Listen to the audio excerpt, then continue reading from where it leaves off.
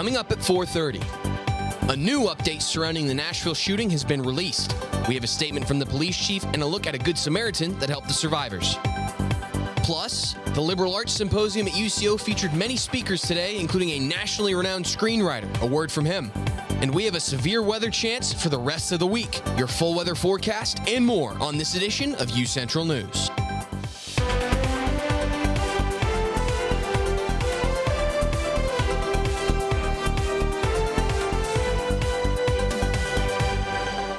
Good evening, I'm Brady Gray. And I'm Miracle Garrett. Welcome to this edition of UCentral News at 4:30. And we're getting more details about the horror that played out in Monday's school shooting in Tennessee that left 6 dead. Some of the children who fled the shooting at Covenant School in Nashville escaped through the woods. That's according to a Good Samaritan who helped them escape. Jason Hoffman said at first he didn't know what was happening until he saw kids coming out of the school and onto a busy road. Here's what he had to say. Took cover in my car and just tried to flee the area. As I was going down the road to get away from the gunshots, I see police everywhere. I had no idea at the time what was going on. I didn't know if it was like a police chase that ended up in a shootout. It was when I saw the teacher come out of the woods and the kids behind her that my heart sunk, and I was hoping that it had nothing to do with school. But of course, we found out later on that it did. Hoffman recorded video of the escape and said he and others stopped their cars to get out and help. Metro Nashville Police Chief John Drake released several statements, including how difficult this has been for the community. There's a new update that Chief Drake shared with audiences. Here's what he had to say. We've talked to the school. We have some of our executive staff meeting with the school. I met with the school this morning. We met with the parents, and as of right now, we don't have any indication there was any problems at the school or at home.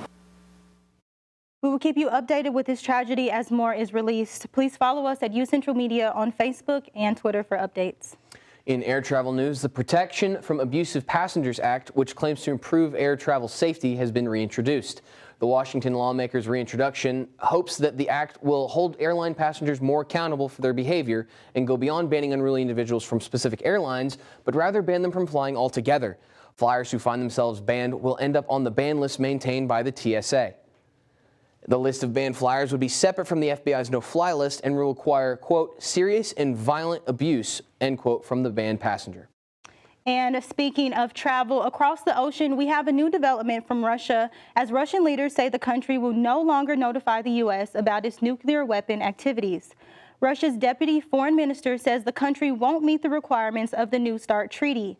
That's after President Vladimir Putin suspended Russia's participation in the treaty, which is the only bilateral agreement left between the world's two largest nuclear powers. Russian state media says their statement includes notifications on test missile launches, but the Russian state media was not specific on that point. Those are covered under the original treaty and have contributed to stability for decades. A senior Pentagon official says in response, the U.S. is suspending similar notifications. And North Korea's leader, Kim Jong-un, is calling for the expansion of production of weapons-grade nuclear materials, According to the state media, this is in order to increase the country's nuclear arsenal. According to state media KCNA, Kim oversaw the mounting of nuclear warheads onto ballistic missiles on Monday. South Korea's Joint Chiefs of Staff say they are evaluating whether the warheads would actually, quote, work. Kim Jong-un had made similar orders in 2022 to increase the arsenal as well for the country. And in Oklahoma political news, Non-Doc reports that Oklahoma legislator has requested to speak to Oklahoma State Superintendent of Public Instruction Ryan Walters. The request was made so Walters could answer questions about Oklahoma State Department of Education operations and claims that Walters made about Oklahoma schools. Walters is expected to be at the Capitol on Thursday to speak on the front steps at a pro-school choice rally hosted by the Parent Empowerment Coalition. Governor Stitt is also expected to be in attendance. And shortly after, Walters took to Twitter stating because of the hiring freeze, he has helped the department save over $1.3 million in taxpayers' money. We will keep you updated with information as it comes in. And the weather outside is looking good today, but we've got severe weather right around the corner potentially. We're kicking to Destiny Pittman with our first look. Destiny? Good evening, Broncos. So yes, there is a chance for severe weather starting Thursday night. It's going to start late Thursday night and carry on until early Friday morning. And with that severe weather, there is going to be a chance of hail up to the size of a golf ball. So if you're going to be out, just make sure that you're safe. And then if you have a car, just make sure that it's covered so that you can prevent hail damage. And then moving on, Edmond is going to be under a fire watch starting Friday due to the high winds, so just keep that in mind. And then temperatures are going to start to warm up next week. So moving on into the current conditions. So outside currently it is 66 degrees and it's pretty fair and breezy. It's been sunny most of the day, so as you saw, there were probably no clouds in the sky. It is a little windy though, and the wind is blowing south at 22 miles per hour. And then it is also a little humid. The humidity rate is 32%. And because of that wind, it does feel like it is 64 degrees outside. That is all I have for now. Back to you guys at the desk. Thank you, Destiny. Cadet Eulaby, a sophomore at UCO and a part-time soldier in the Oklahoma Army National Guard, received a 3-year Army ROTC scholarship worth approximately $50,000. The scholarship can pay for full tuition, room and board, books, and monthly stipend money. Eulaby also received a promotion in the National Guard and will commission as a second lieutenant in 2 years upon graduating from UCO. ROTC scholarships are competitive and based heavily on a student's GPA. Students may compete for undergraduate and master's scholarships through the ROTC recruiter located in Thatcher Hall or contact them at armyrotc@uco.edu. This afternoon, the University of Central Oklahoma hosted the 35th Annual Liberal Arts Symposium. The symposium highlighted students' work and research with a speech from a screenplay writer, Ryan Redcorn, screenwriter of award-winning TV show Reservation Dogs, which takes place in Oklahoma.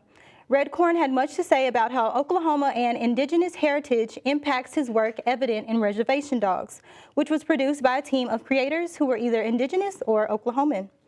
With this discussion, Redcorn later spoke on his enthusiasm for the future of Oklahoma film. And back here in Edmond, the beloved rocket ship has returned to Stevenson Park as an art feature after being removed in 2022 due to safety concerns. The slide portion of the rocket was removed and donated to the Edmond History Museum. This reinstallation is a part of Edmond's $6 million investment in the park and surrounding areas, which will also add green space, stormwater and water infrastructure, new lighting, and an updated playground area. And Arbor Week celebrations began in Edmond on Monday with exciting community events and volunteer opportunities. UCentral's Andrew Frazier tells us about the Arbor Day Art Show at the Edmond Historical Society and Museum. Here at the museum in Edmond, you can see walls lined with Edmond grade schoolers' depictions of trees around the city for the annual Arbor Day Art Show. The exhibition is open until April 29th and features the 3 best pieces of art from each participating Edmond school.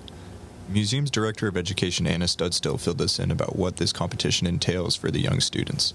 The art exhibit has been going on since 2011. It's a partnership between the museum and the City of Edmond's Urban Forestry Department. There are 4 different levels of prizes. So honorable mention, 3rd place and 2nd place all receive like nature or tree themed books. And then the 1st place winners also receive a book as well as a redbud tree to plant. If you'd like to get in on the action, events continue near the Westfield Monument at Mitch Park this Saturday for the annual Arbor Day tree planting. Volunteers are encouraged to wear comfortable clothing, closed-toed shoes, and sun protection. Lunch, shovels, and work gloves will be provided, but volunteers can also bring their own supplies. From Edmond, Oklahoma, Andrew Frazier, UCentral News. Thank you, Andrew. And in other Arbor Day news, Energy Saving Trees is a program brought to us by Edmond Electric and Edmond Urban Forestry, which is aiming to provide the Edmond community with free trees. Strategically planted trees are used to lower energy costs and improve quality of life, which is the aim of the program for Edmond communities. 270 trees will be free to claim beginning April 3rd, so residents are asked to reserve their trees online at arborday.org/Edmond Electric. Residents who reserve trees will be available to pick them up at Bickman-Rudkin Park from 2 to 6 p.m. on April 6th and 7th. And also happening here in Edmond, they are accepting entries for the Touch a Truck fundraiser right here at UCO.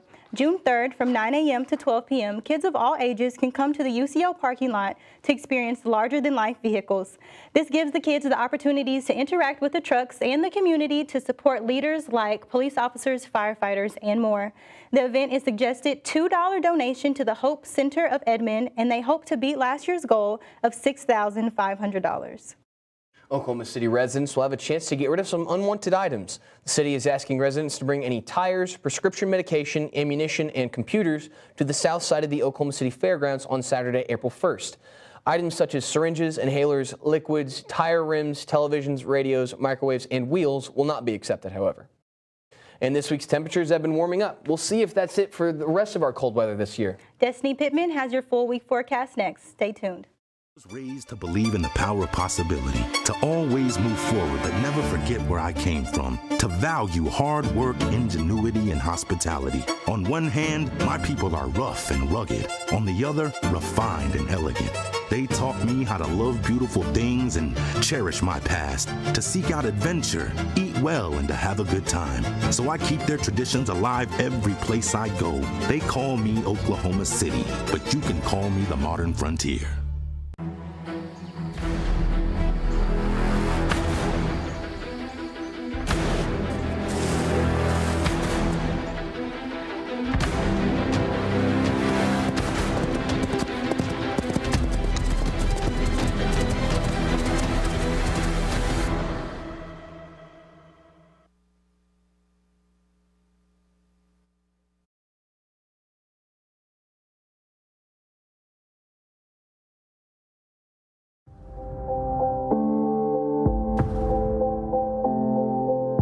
UCentral News as a whole, you got to be in those different areas, like being on camera, being off camera, being in the control room. And so I feel like that is what prepared me most about being in the workplace.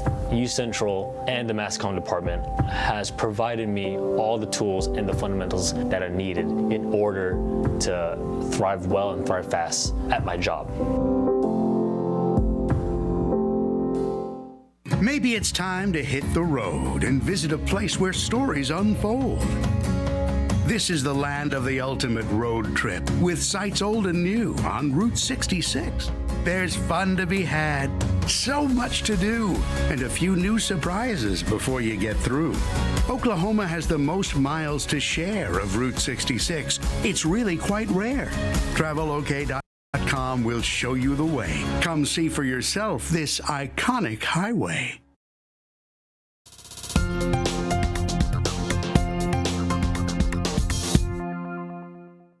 Welcome back. We're going to start doing a statewide look of what the weather is going to be like tonight. So we'll start up in Guymon.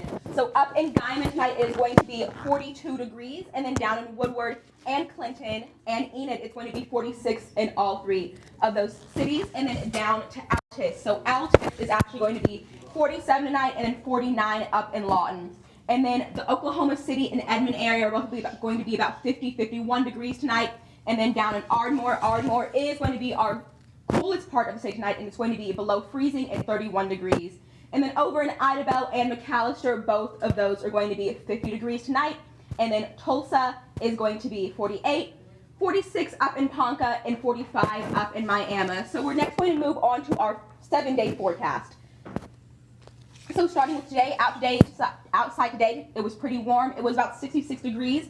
It was a nice day. There weren't too many clouds in the sky. And then the low for tonight is going to be 50 degrees. And then moving on to Thursday and Friday. So these are going to be our days with severe weather. The weather is going to start late Thursday, and carry on until early Friday morning. And then it's going to be about 66 degrees during the day, Thursday, and then 61 is going to be the low. And then for Friday, it is going to be at 72 for the high and 42 for the low. And then moving on to Saturday, as you can see, the rest of the week is going to be pretty sunny. So Saturday, Sunday, Monday, and Tuesday are all going to be sunny days. Saturday is supposed to be 65. Sunday is supposed to be about 77. And then as we move on into Monday and Tuesday, it is supposed to be pretty warm. It's going to be up in the 80s, making the week start off pretty warm. 83 for Monday, and then 81 for Tuesday. I know that with the severe weather coming, I am a little nervous. I'm not a big fan of severe weather. So what are you guys' plans to stay safe during the severe weather? Well, I know just earlier in the week, we were showcasing the Big Red safety books that you guys can follow all those precautions inside. But as far as me, I'm just going to stay at home. Make sure you guys stay off those roads and just be as safe as possible. Absolutely. Destiny, is this the severe weather remnants from the Mississippi tornadoes that we covered earlier this week? Is this what the severe weather is likely going to be? No, that's not really causing that. This is kind of separate from its own. Okay, very much. Thank you very much, Destiny. And coming up in social media, Why is the state of Arkansas suing 3 social media companies, including TikTok? And a decision against Google in an antitrust case has just been announced. Emma Birch has this and more right after the break.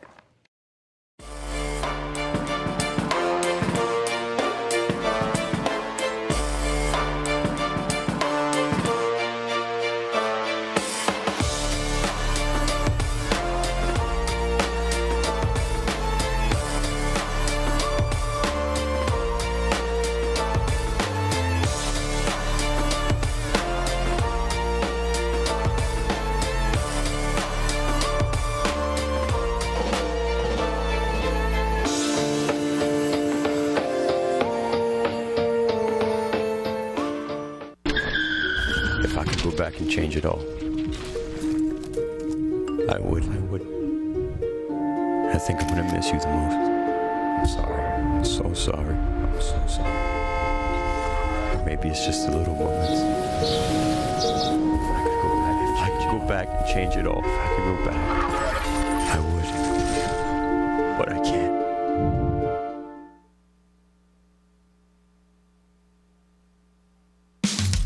You can achieve a lot using your imagination.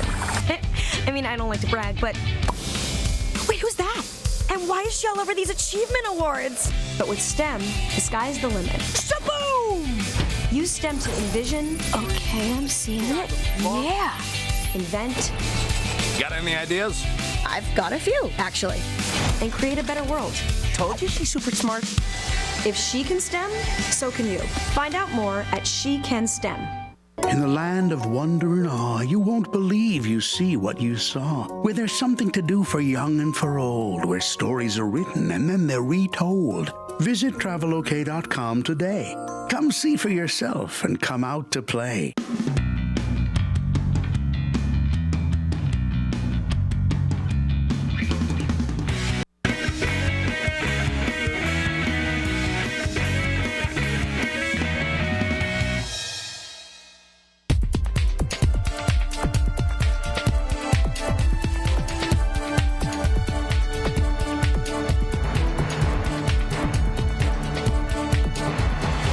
Welcome back, Broncos. I'm Emma Birch, and here's your social media update.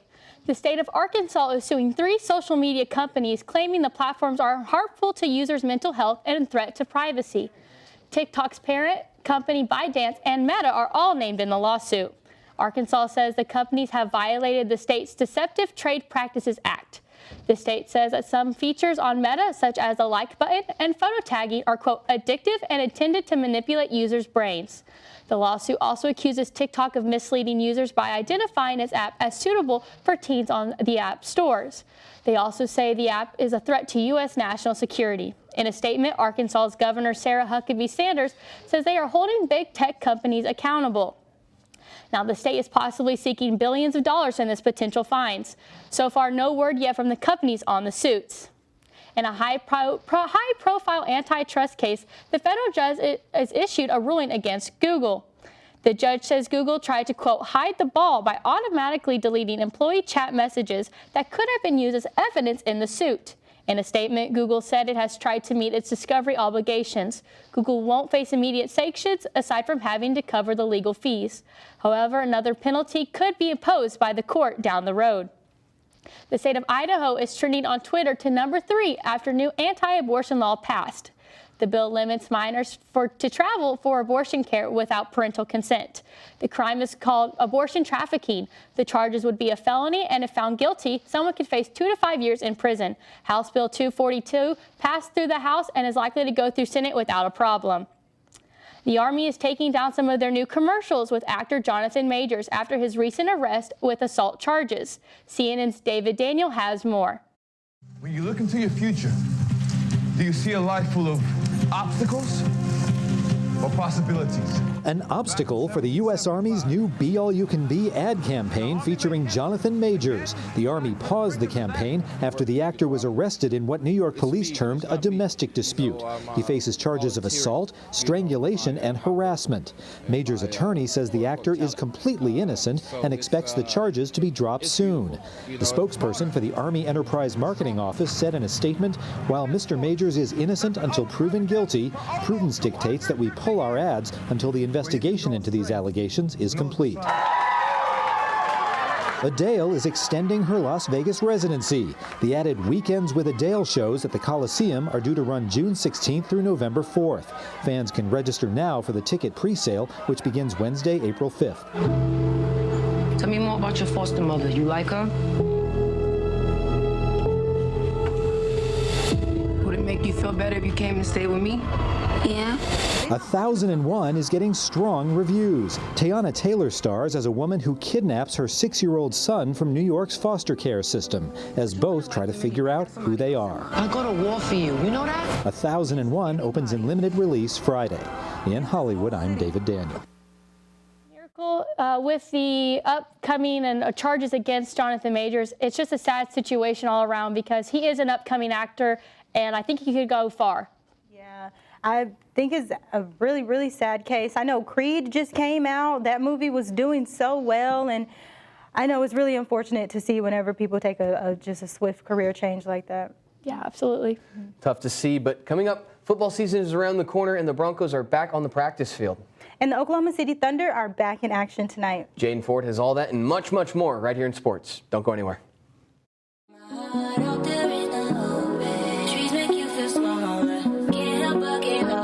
Feel the beat of nature at a park or forest near you. Find a forest and music inspired by nature at discovertheforest.org.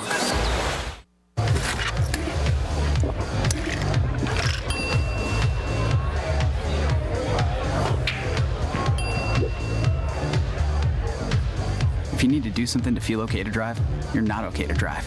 Don't drive buzzed.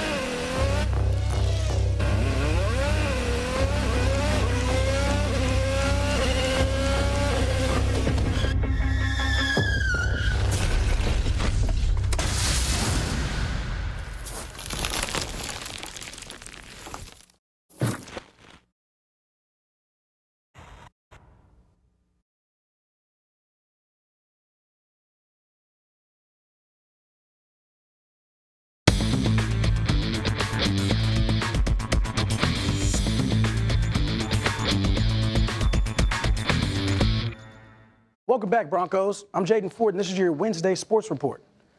Central Oklahoma softball team swept a pair of games against Southern Nazarene in this midweek non-conference doubleheader. During the first game, both teams struggled to get runs. However, the Lady Broncos pulled out a close victory over SNU, winning the game 3-2. In the second game, UCO got things going very quickly, ended up winning in a run rule victory 11-1. UCO improved to 25-4 on the season and is back on the road this weekend. The Broncos play Newman Friday starting at 2 p.m. in Wichita, Kansas. All of the offseason workouts have came to an end, and now the pads are popping. Football season is approaching faster than you might think. Central Oklahoma started spring practices Monday, and as early as it is, this is where champions are made. Spring football is the first chance to put on pads ahead of the new season. This is where you show everyone you're ready for all the newcomers, and this is where you earn respect from the coaches and hope to make somebody's position yours. All the practices start at 3:30, and anyone is welcome to attend. Central Oklahoma's baseball team held off a late run by Northeastern State and picked up a very much-needed 10-9 conference win. The Broncos improved to 21-9 on the year and officially take the season series. Against NSU, the Broncos lead the season series, and they're up 2-0, and they will play their last game this next week in Tahlequah. These two teams will play the third game in April 11th in Tahlequah, UCO head baseball coach John Martin said, "We played really well early, and we found a way to get it done, so we'll take it." UCO returns home from a 5-game road trip this weekend and is scheduled to play Pittsburgh State in a 3-game series Friday at Wendell Simmons Field. UCO's own Bennett Baldwin has been named MIAA Men's Golf Athlete of the Week. Bennett earned this award following his win against the Bronco Invitational. This sophomore from Central Oklahoma shot an impressive 3 over par rounds to win the title.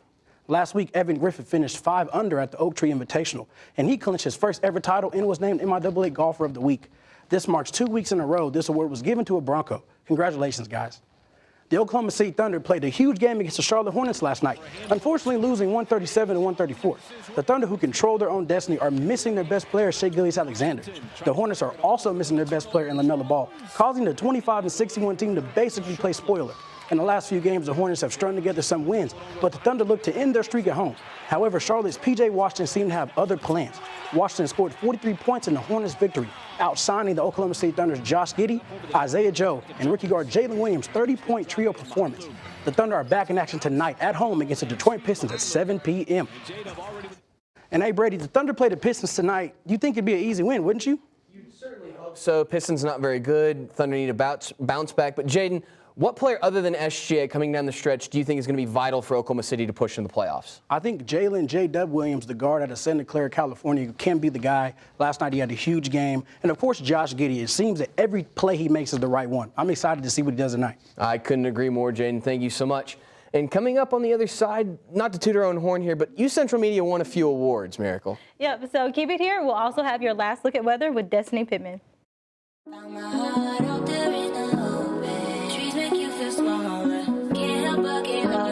Feel the beat of nature at a park or forest near you.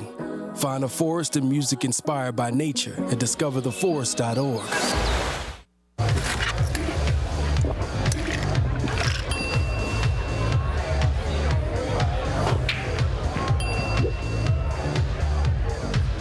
If you need to do something to feel okay to drive, you're not okay to drive. Don't drive buzzed.